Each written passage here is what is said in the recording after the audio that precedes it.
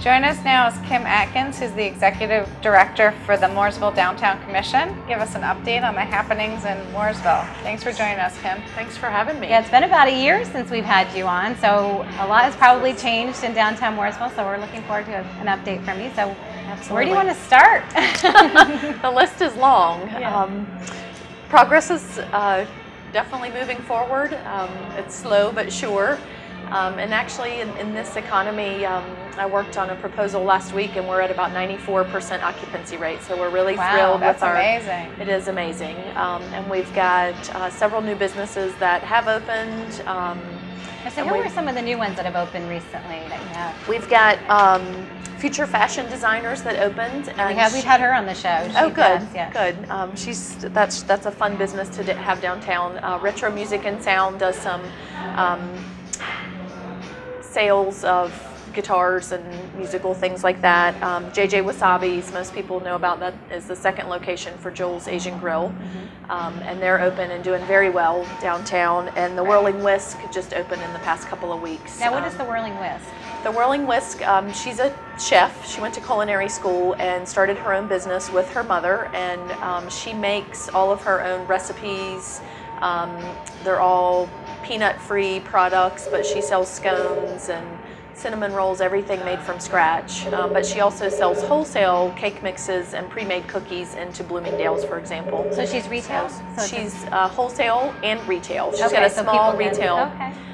And she'll expand the retail a little bit as she gets going, and but open right now for coffee and pastries and scones and some really delicious things in there. Sounds yummy. So those are have all opened. The Bathtub Gin bar in downtown opened last November, so we've had quite a few openings just in the past 6 months, 5 months. And then the Daily Grind is scheduled to open hopefully sometime in May, but they're working on the interior of that building now. So. And now, as part of the downtown, that facility that's just south of downtown. Now, a furniture store is coming in there. When is that still going? Wow Furniture is coming to the old mill. Okay. I don't really know their timeline. Okay. I think work is supposed to start in May, but I don't really know their projected opening. But that's a great, it's an exciting addition to the downtown. The mill has been vacant for so long. So just to have some life and retail in there, I think would be really good. It's such a big area. Yeah. Right. It really is. So that's exciting. And they may have a proposed date, but as you know, when you deal with the old buildings and never happens you never quite know. So, but we're excited that they're on the way. And there's a lot of activity going on in downtown Mooresville too. So there's some regular ongoing events and some things planned for the summer. Can you talk about what the big events are? Absolutely. Ongoing events, we have the Art Walk the second Friday of every month. We have the Cruise In the first Saturday of every month, which are both doing well. The Cruise In, our challenge is we're almost out of space. We need a bigger downtown. The Cruise In's really cool. It is. That's a great event, and a lot of people put a lot of hard work into that event, so we're very appreciative of that committee. But one new event for us coming up in May is a Starry Night in downtown. And we've worked with the Historic Preservation Group, and they're having the tour of homes on May 22nd and 23rd, which is the third year. So we're having the Friday night kickoff. It will be an outside event in John Franklin Moore Park, catered, cash bar, music, but just a nice evening outside in downtown, which is something a little different. It is a ticketed event. Actually, My Connection's running some commercials for that event, and you can visit our website, downtownmooresville.com, to buy tickets. And what's the tour of homes? Tell the viewers a little bit about that event. The tour of homes focuses on the historic neighborhoods that surround downtown. This year there are homes that are on Academy Street, Center Street, and one or two, I believe, in Mill Village, and then First Presbyterian Church. So historic homes or properties, really just to highlight. And you actually tour inside the homes? You do. Okay.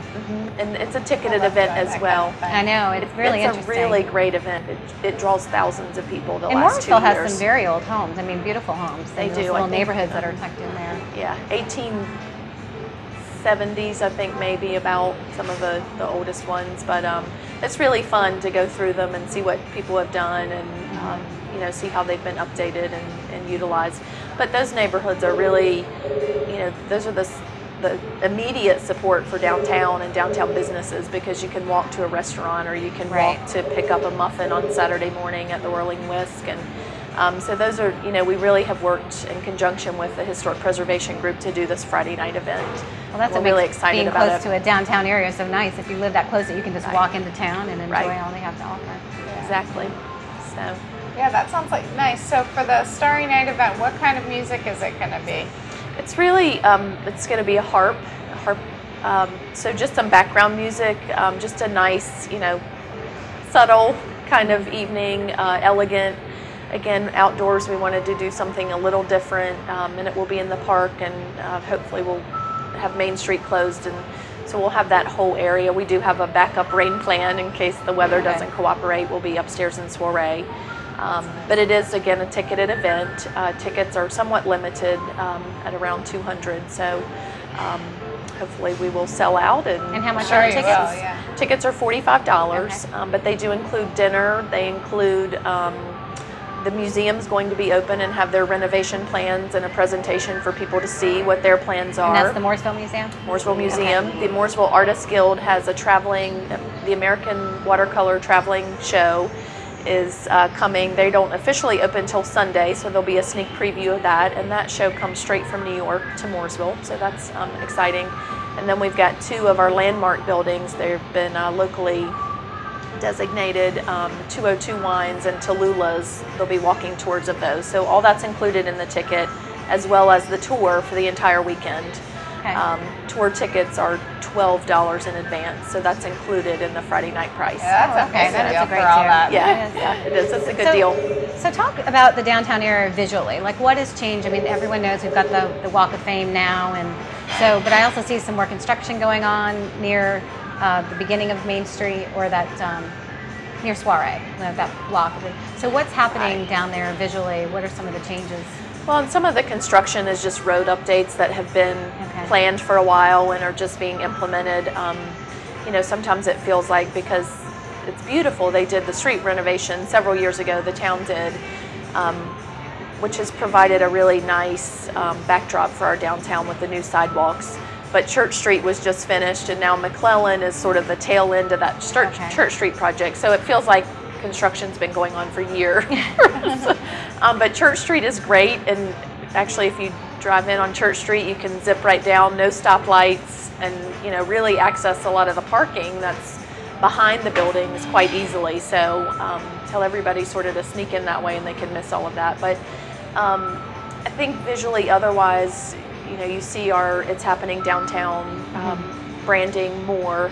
And I think there's just more of an energy. There's new businesses. There's more people on the street. When you can go from JJ Wasabi's to the Bathtub Gin to Soiree, you see people moving around more. JJ Wasabi's having the outdoor patio. That's neat. Yeah. So I think there's also a feel of just a little bit more energy as some of these things that have been in the works for a year to 18 months, but they're finally coming to fruition, which is nice. Yeah, that's exciting. It is exciting. People can really make a whole day, evening of hanging out in town. Well, and it sounds like you're getting everything that would be needed in the downtown area. You've got a lot of different little breakfast, shops. lunch, and dinner, boutiques. Yeah. And it does, it takes a little more effort on the part of the consumer, because it's not like walking through one big store where you can grocery shop and, buy a pair of pants and a pair of shoes, or, a TV if you need it. You do sort of have to open and explore a little bit more, but there's just some great businesses downtown. Some have been around for 70, 80, 100 years. Amazing. Some have been open 2 months now, so it's a real mix, but I think we're headed in the right direction. And with the big store, you don't want to go on a nice day and stroll through it, whereas downtown it's pretty. I mean, it's nice to just walk through and peek in the hardware store, and there's that's a little adventure on its own anyway. Yeah, exactly. Well, thank you so much for giving us an update. Sure. And if you want to see all the events, you can go to lpansavings.com, and they're all listed on there. Thanks, Kim. Thank you.